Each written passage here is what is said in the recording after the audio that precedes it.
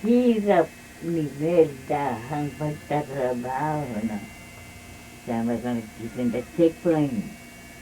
Hindi ko malaman kung paano mapasok sa kampo para magtrabaho siya.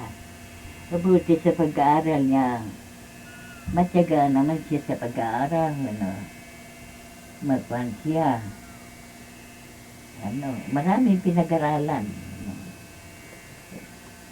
Trabaho siya sa base. Ang trabaho niya sa base, alam mo, kung lang siya, yung bang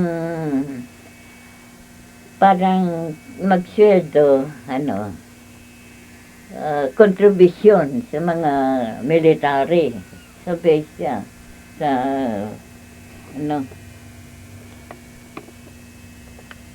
kontribusyon ng kanyang ang kanyang sweldo.